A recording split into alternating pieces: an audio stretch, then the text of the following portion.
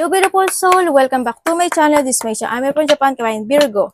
This reading is for you. Happy birthday sa mga Virgo. Belated, happy birthday in advance. Yan.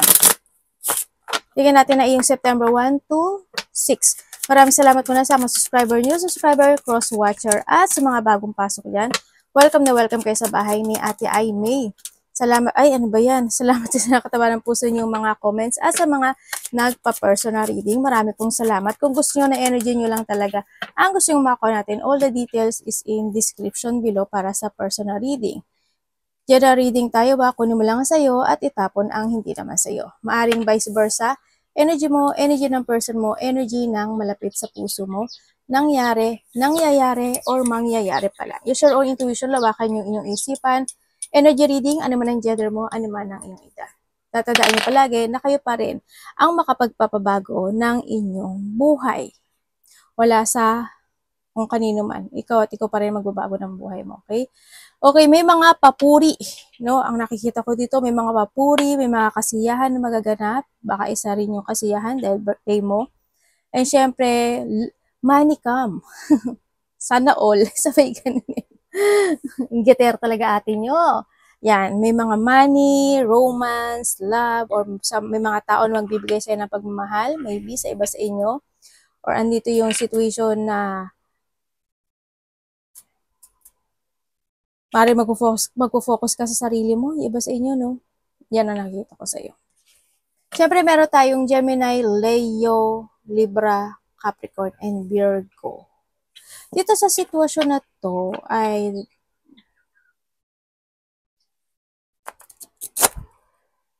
merong nakakonect sa'yo or maybe ikaw, there's a illness, pwedeng magkakasakit or pwedeng may sakit.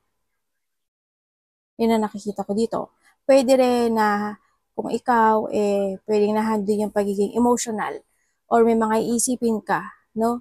Na i-illusionin, i-dream. May mga ganun. May mga pag-aaralan ka raw na may mga pag-iisipan, pag-aaralan, aaralin. May mga ganung sitwasyon. I-research, may mga ganung sitwasyon ako na nakikita sa iyo. And then also, magkakaroon ng transformation o may mga ita-transform ka na o magkakaroon ng mga pagbabago, no? In your life this time, sa iba sa inyo. Ang nakikita ko rin ay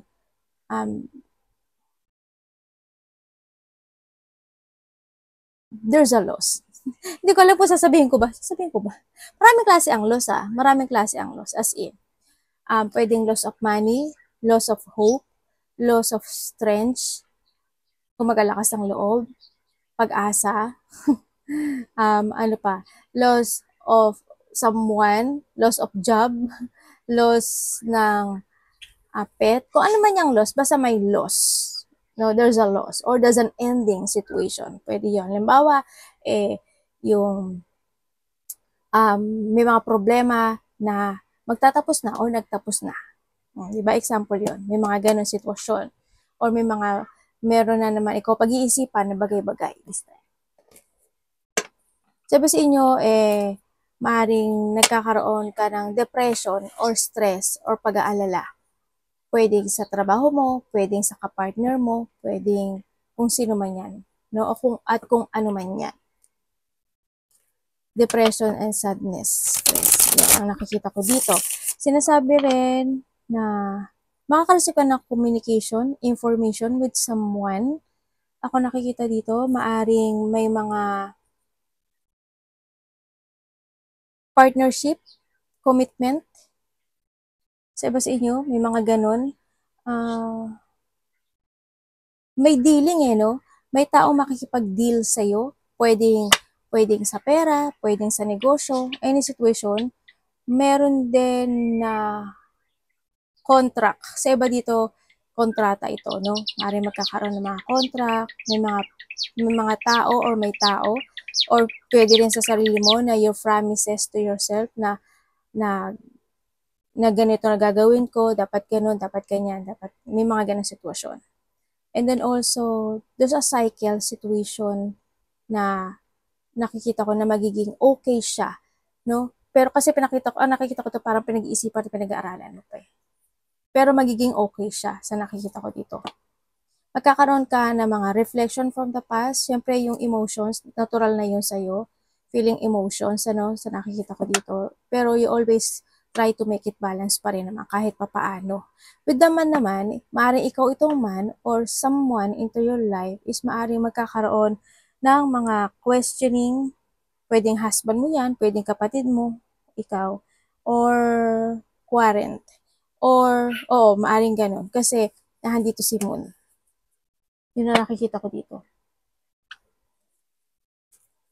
Kaya maaring ikaw ay magkakaroon ka ng feeling emotions sa tao na to. Or maaring isa siya sa papasok sa isipan mo. Or pwede rin na siya yung tao na nagkaroon kayo ng connection na nagkaroon siya ng sadness in this sa inyong dalawa. Kumbaga pwedeng siya yung tinapos mo na siya or nawala na siya or hindi kayo nagkasundo, pwedeng ganon. Sa iba sa inyo, may mga i-dream kayo There's a dreaming, may imaginein kayo, may mga inspirations in life or inspired kayo this time sa nakikita ko dito. Basta inyo mahilig sa kape, no? Sa ibang aspeto ng buhay mo, mayroong delay na magaganap o mangyayari. Kumbaga dito ka sa sitwasyon mo na nagkakaroon ka kasi ng limitasyon in any aspect of your life. Sa iba sa inyo is you put boundaries. Nag-put boundaries kayo. You want to structure something into your life, pero parang pinag-iisipan mo pa yon. Or you need to commit dun sa bagay na yun para mag-success siya, para hindi mag-delay. Iba dito, reflection from the past. Mag-trust ka sa intuition mo energy niya. Ni Virgo. Tawag ka anak, baba ka na nga dun.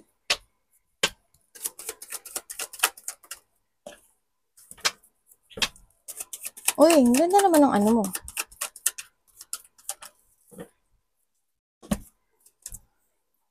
Okay. Ang energy mo, happy. Happy ka. Kasi nga, birthday mo, syempre. Syempre, ating birthday ko. Yan, happy. Ang energy mo by September, sa nakita ko, magkakaroon ng mga union or may mga fortunate outcome. Ibig sabihin, magandang mangyayari na kalalabasan ng isang bagay o isang sitwasyon sa buhay mo, sa nakikita ko dito. Andito yung sitwasyon mo na you will enjoy the fruit of your labor and success. Yung iba sa inyo. Andun yung happy ka, energy mo happy, andun yung fun, andun yung enjoyment, and then, may mga getting together din ako nakikita sa iyo. Yan. Family unity reunion, may coming home. Hindi ko alam kung magagaling siya ng probinsya, ng ibang kalye, o ibang bansa man yan, or maaring ikaw ito, no? Yan. Pwedeng close relationship, family, may mga ganun. Ako nakikita sa iyo. Dito, syempre, sabi ko nga sa iyo, may boundary ka, 'di ba? Siguro nga kasi maraming Virgo ang nagpuput boundaries nagba-boundary ka sa sarili mo.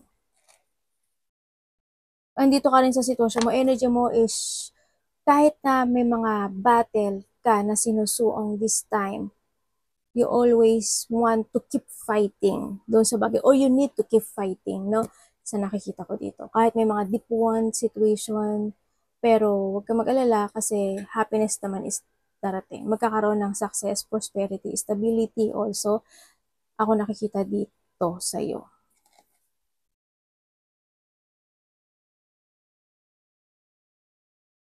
Magiging very devoted ka in your situation, ano, sa nakita ko dito. Nandun yung devotion mo dun sa gagawin mo o sa a-actionan mo this time. Parang handun yung ano you want to structure or to reveal something into your life. Pwedeng pangarap mo, pwedeng any situation. By October, medyo magiging okay yung ano mo. Kung titingnan ko dito, nagiging okay na siya, gumagaang-gaang na yung energy mo. Sa iba sa inyo, by October, mas more pang magiging maganda. Mag-uusapan ka raw, Virgo. Anong parating kay Virgo?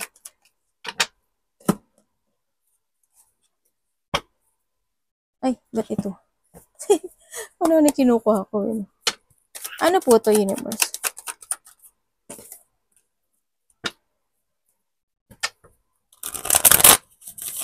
Andito rin yung lakas ng loob mo, no? Ari ko, katinong mukha ko. Parating po sa kanya. Okay. Ang parating sa'yo, ang nakikita ko sa'yo dito is magkakaroon ka ng mga bagong plano in life. Mga bagong pananaw sa kinabukasan or mga bagong strategy in life. Ano sa nakikita ko dito. May mga sitwasyon na i-accept mo na. Yun ang parating sa'yo. May mga sitwasyon, kumbaga, you accept all the lesson. May ma-accept ka na lesson. Pero kumbaga, yung isang sitwasyon parating sa'yo, you leaving behind something. O you need, whatever holding you back sa nakaraan, you need to let it go, leaving behind, and move forward. Sa iba sa inyo, may ililibing behind na kayo kasi andito ka na sa sitwasyon mo na after na mahang ka or after na mag-take a pause ka for a while, parang ganun no? Na, kasi andito na si Wands, andito ka na sa sitwasyon mo na ready ka na mag-action, no? Maaring mag-go forward ka na sa mga plano mo this time to grow. May mga bagay na ka na ipaprogress, ilalaya mo yung sarili mo sa isang sitwasyon na hindi nagiging good, ganyan. May mga preparation coming din. Ako na nakikita sa'yo, magiging very adventurous ka na this time o may mga adventure ka na gagawin. Maaaring iba sa inyo, you have a travel, no? O may mga lalakad-lakarin kayo, o ano man yan sa nakikita ko dito. Yun. Sa parating din sa inyo, may point ng buhay mo na parang napapagod ka na. Parang nakakapagod. Ganyan. Makakaramdam ka ng ganun o napapagod. Pero ang nakikita ko kahit na napapagod ka na is maaring iba sa inyo is tuloy-tuloy ka pa rin. May mga i-explore ka nga no? Or you need to explore yourself. Yun na nakikita ko dito. Siyempre, ando pa rin emotional, nag-i-illusion, nagdi-dream. Tingnan natin, nagdi-delusion. Delusion Ano dapat iwasan ni Virgo? Ay, namatay yung ano natin. iPad. Anong dapat iwasan po ni Virgo? So, dami.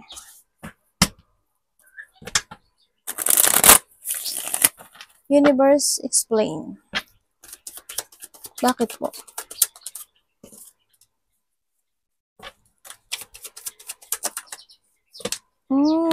Okay. Okay, ang dapat mong iwasan. Dapat mong iwasan yung mapanghinaan ka ng loob. Siyempre, isa yun, di ba? Dapat mong iwasan yung mapanghinaan ka ng loob. Iwasan mo yung ma-stagnant ka. Iwasan mo yung parang magdidesisyon ka o mag-iisip ka na isang sitwasyon pero hindi mo itutuloy. Yun, iwasan mo yun. Yung aimless drifting, mga ganyan.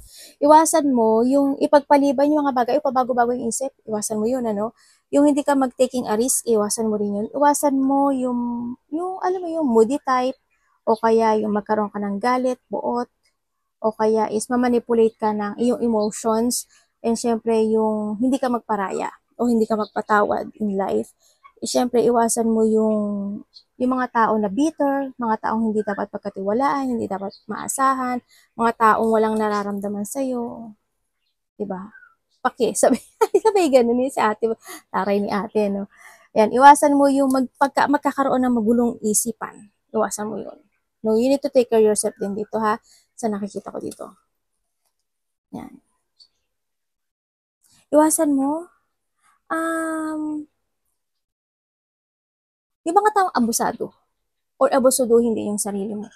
Iwasan mo yung naumpisa mo na tapos hindi mo tatapusin at the end. Iwasan mo yung mga selos or hindi ka naman seloso, hindi ka naman selosa. Tahimik ka nga. Siyempre, nagsiselos ka rin, pero tahimik ka lang naman. Pero, siyempre, iwasan mo na lang, hindi rin makakatulong sa iyo. Lack of self-discipline at lack of control, iwasan mo yun. Yung lack of ambition ka rin, iwasan mo yun. You need to focus, no? To create yourself or to reveal yourself then. Try to make it balance. May union, nakikita dito. Union, may taong gusto ng open communication sa iyo, partnership, also there's a partnership coming sa iba sa inyo. Ay, naku po, may separation pala. May taong aalis? Or may ikaw? May paghihiwalay Kung nakikita. Or pwede rin na na another message to na may magkakaroon ka ng disappointment sa isang tao na nakakonect sa'yo.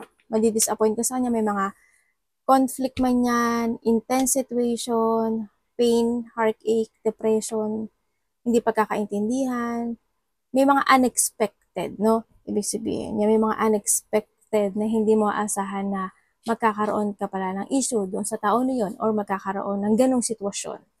Yan, loneliness, sadness, may iiyak, may trauma, or may ikaw ang lalayo or siya ang lalayo. Yun na nakikita ko dito. There's a loss din. Love. Kamusta ang love ni Virgo? Love sa lahat, kapatid, anak, magulang, karelasyon, pamilya, kaibigan, kung sino man siya.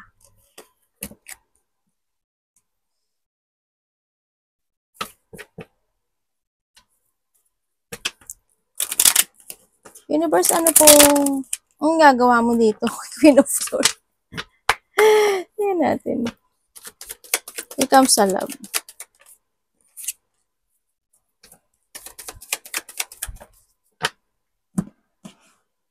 Okay, kung kayo is nagkahiwalay nitong taon, yes, nagkaroon na ng pag-iwalay, no? Nagkaroon ng ending dahil sa isang promises or may nabuking ka sa kanya. Pwede rin yun. Or may nalaman ka sa kanya. Ito is, iba dito is related siya sa kapatid, related siya sa trabaho, katsamahan sa trabaho or kaibigan ko, ano man yan. No? Yan, nagkaroon na ng ending, nagkaroon ng very controlling, abusado, or nangako ng hindi napako. Or maari din na may nalaman ka talaga sa kanya. Nagkakaroon pag-aaway actually, hindi pagkakaintindihan na sa nakikita ko dito. And this relationship is ending, pero isa sa inyo is still holding itong relationship na to, no? Sa nakikita ko dito. Andun pa rin siya sa naka-hold pa rin siya sa'yo. Yun ang nakikita ko. Kung kayo naman is, ate kung single kami, sa single, tingin ko nga. Ay parating. Kung meron ka, wag na, no? May offer daw. May darating. Matanda. Mas matanda sa'yo. O mas may edad sa'yo. Vice versa. May darating sa'yo. There's an offering. Ano siya? Huwag ka mag-alala.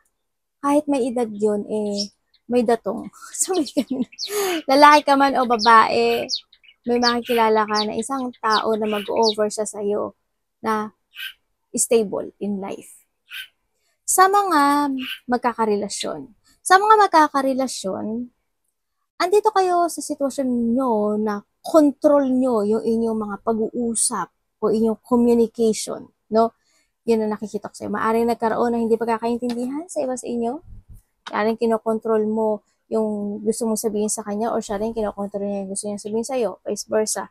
Maaari din na, siyempre, may mga hindi pagkakaintindihan talaga. Ganun talaga sa isang relasyon, no? May hindi pagkakaintindihan or hindi yung conflict. Pero, may disappointment pala, no? So, nakikita ko dito. Pero kahit papaano ay nagkakaroon pa rin naman ng getting together dito sa taon na to, no? Kumbaga, ano lang talaga kayo?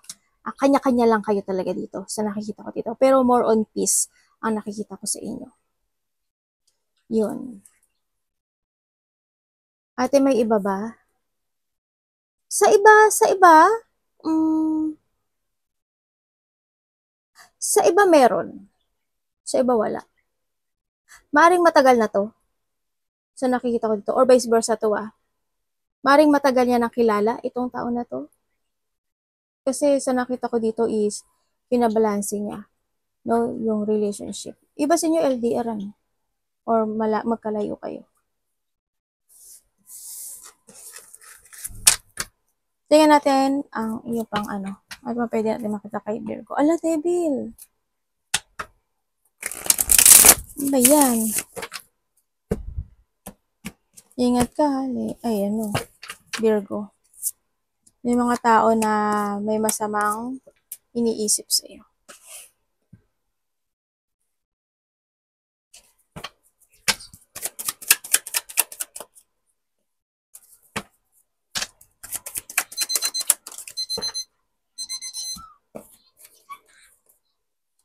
Okay. You will become a center of attention. Yan. Magiging center ng attention ka dito, no? Ang daming tao. Bakit ang daming tao? May pupuntahan ka, maraming tao, pero magiging center ka raw ng attention. Yun ang nakikita ko sa'yo dito. And then, may mga iniisip ka, no? Siguro iba sa inyo, nag-iisip kayo na, sana manalo ako sa loto, sana manalo ako sa gambol. Yun ang nakikita ko sa inyo. And also, dito sa sitwasyon, merong tao na hihingi ng suporta sa iyo or tulong or vice versa. Ikaw ang hingi ng tulong sa kanya o suporta. Vice versa tayo Pwedeng lalaki? Sa iba sa inyo. Pero may babae rin kasi. Vice versa. Yun ang nakikita ko dito. Kung sa lalaki, siguro mas matanda siya sa'yo. O mas may ahead siya sa'yo. O ilang years man yan. And then also, you will become a center of attention. Meron kang isang sitwasyon na pamumunuan. Hindi ko alam in what way. Pwedeng magli-leader ka sa trabaho mo or you are a leader, ganyan. O kaya sa pamilya mo, ikaw yung nagmamanage ng lahat, ganyan. Yun ang nakikita ko sa dito. Also, may mga pag-iisipan ka raw ng mga bagay-bagay at sisiyasatin ng mga bagay-bagay. Yan ang nakikita ko sa dito. Na gusto mong mag-success or gusto mong ma-achieve yung bagay na yun. Yun ang nakikita ko sa'yo dito. Pero andun yung confident mo, no? So, nakikita ko dito. Ano ka lang talaga, palaisip, no?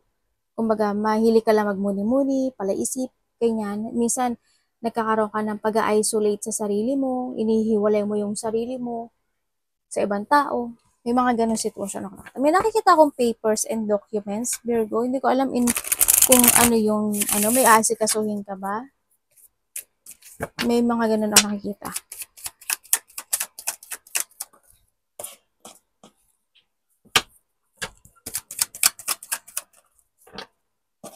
Ay, teka lang. Universe, ano to?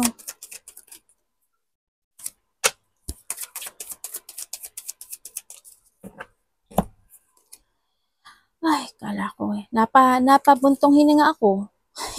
Akala ko pangit Hindi, sasabihin ko pa rin sa inyo, syempre. Okay, ang nakikita ko sa'yo dito, may tao dito na, siguro hindi naman kayo lahat. May bad news. There's a bad news. May sadness, disappointment, or there's a bad news, or may mga problema, struggle. Iyan ako nakikita sa dito. May tao, hindi lahat, may tao na may bad intention sa'yo. May tao na sasabihin ko kung ikaw to sa'yo, pero i-reverse mo siya para hindi magkatotoo. Yung dito kasi sa kanito, nakikita ko, may tao na magiging maiksi ang pasensya. May taong tatama rin, may tao, kumbaga impatient may tao na may bad intention, or nahandoon yung sitwasyon when it comes sa'yo, may mga plano na nahihirapan kang ayusin o solusyonan. Yun na nakikita ko sa'yo dito. Or problema. No? Kung ano man yan. May nag-aalboroto dito.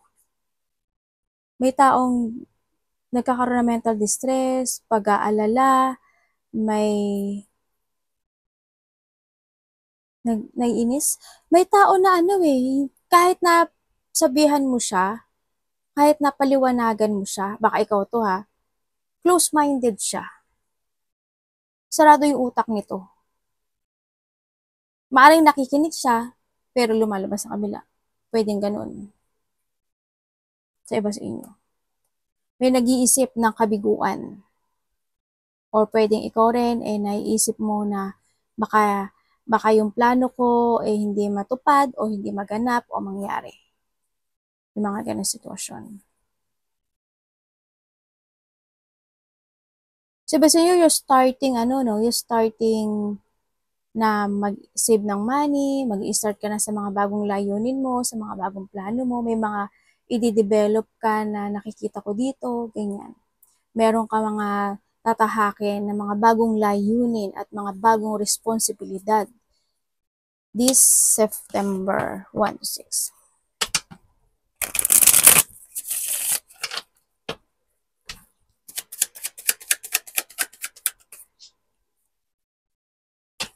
Aba, may completion ka. Ang dami mong 10. Dalawa na yung 10 mo. May mga magsasucess sa'yo, ibig sabihin. May mga magtatapos ng mga problema, struggle, ganyan. Parang handun yung hard work mo sa isang bagay, sa isang sitwasyon, magbibigay ka ng doon sa sitwasyon mo. Oy, sandali. Sandali. Tapos na to, universe. Oh, manifesting pala. Hindi pa. Sabi ko, ha? Sabi. Okay, dito sa nakita ko dito, may mga tao or may tao na nagbabackstab sa'yo. Pwedeng nagmamatsyag siya or there's a person is lying, dishonest, napaka-sneaky nitong tao na to, minamatsyagan ka niya. May pagtataksil din, ako nakikita, may pagbabackstab, ako nakikita, maaring dito sa tao na to, maaring mga bagong tao or luma. Basta nakakonect sa sa'yo na magkakaroon ka ng lungkot o disappointment sa kanya sa nakikita ko dito. Pero bakit kaya may nag-i-spy sa'yo? Nag-i-spy ka ba? Or vice versa, ikaw ang nag-i-spy? Ay, siya ang nag-i-spy. Yun ang nakikita ko dito. Nandito ka sa sitwasyon mo na nagkakaroon ka na pag-a-isolate sa sarili mo. Kasi may mga manifestation ka, nag-isolate ka sa sarili mo.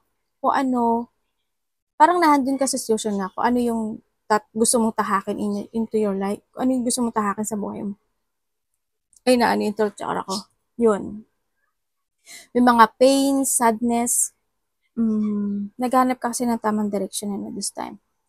May mga deep one situation, yun nga sabi ko sa'yo, may mga taong nagtataksil o nagtaksil, may mga pagsisisi, may mga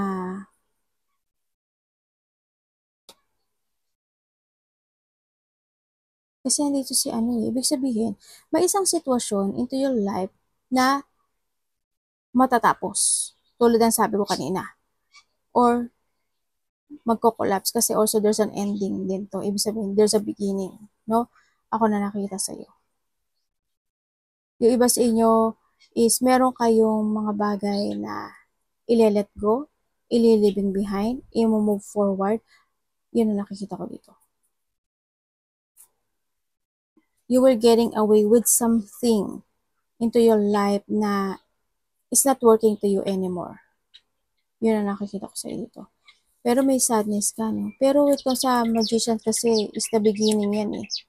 Ibig sabihin na dito ka sa sitwasyon mo na meron ka mga bagong gagawin, creation, aaksyonan, may mga new intention coming sa idea mo, pwede yon. Yung communication sa iba, opportunity also sa iba, no? May mga opportunity coming. Yan. Kung ano man yan, tingnan natin kung magsasucess siya. Anong mangyari po sa magician?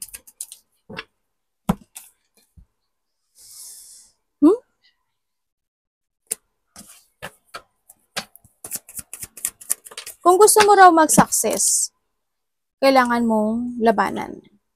O kailangan mong pagtiyagaan, pagpursigihan, or be creative. Kung gusto mo talaga. Kumbaga, wag ka lang mag-manifest. Mag-action ka rin. Ibig sabihin. Ayan, tinanong ko na ha. Kasi kung hindi ka mag-action, wala rin daw mangyayari. Kung manifest ka lang ng manifest at hindi ka naman nag-action, wala din. Kailangan making things happen. Take it action. Diba?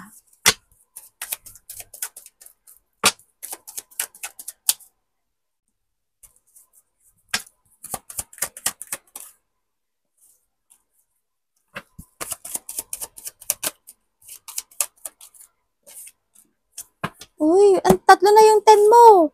Labas na. Para ako pa niyan. Para ako pa yung natuwa. Oh, sabihin, may magandang magaganap o mangyayari sa'yo. Okay, when it comes dito, panituwa eh, no? Oy! Something must be let go ha. Ako nakikita dito. Ibig sabihin, meron ka na mga bagay na didesisyonan this time kasi we have the 6 and 10. May mga bagay na desisyonan mo na sa buhay mo and you want to be peace this time, no? By September sa nakikita ko dito. Kumbaga, maaring in the past, nagkaroon ng mga hindi pagkakaintindihan. Maaring may mga binilak ka na o binilak ka o hindi kayo nag-uusap. May mga taong nang bully, there's a sadness, may mga taong conflict, taong galit, mga tao na nakikipagkumpetensya sa'yo. Kumbaga nahandoon yung may mga tensyon na hindi pa natatapos, pero this time is, you are more on keep moving to reach your goal mo this time sa nakikita ko to at magsasuccess ka talaga, as in. Pagpursigahan mo lang yun, magsasuccess ka. Sa nakikita ko dito. Use your mind and intellect. Sa nakikita, if you want to pursue something into your life, yes, you will be success. There's a victory and success happen into your life. Hindi man siya by September, pero September is the opening gate para sa'yo na magsasuccess. More kang magsasuccess in life. There's a prosperity, wealth, good foundation, when it comes sa in relationship with someone, pwedeng sa business or sa family or sa mga nakakonect sa'yo, kakaroon ng mga good relationship, healthy relationship, stability coming, and then also kasaganaan no? Yun ang nakikita ko dito. And then may mga tao na may tao o mga tao na susuportahan ka nila. Kumbaga nahandun yung loyalty itong mga tao na to. Maring matagal mo na silang kilala, or maybe a part of the family rin, or maybe this is you, or kaibigan, or kasamaan sa trabaho, or kakilala mo na siya. May connection kayo nitong tao na to. Yun. Handun din may mga tao na susuporta sa'yo, or willing to support you, or vice versa, susuportahan mo sila. You will become a center of attention talaga, as in. Maghintay ka lang, uy, gumaganda na yung card mo, oh. Yun nakakita ko sa iba sa inyo. Tuloy-tuloy ka lang, wag kang hihinto. Arigato namaste, God bless.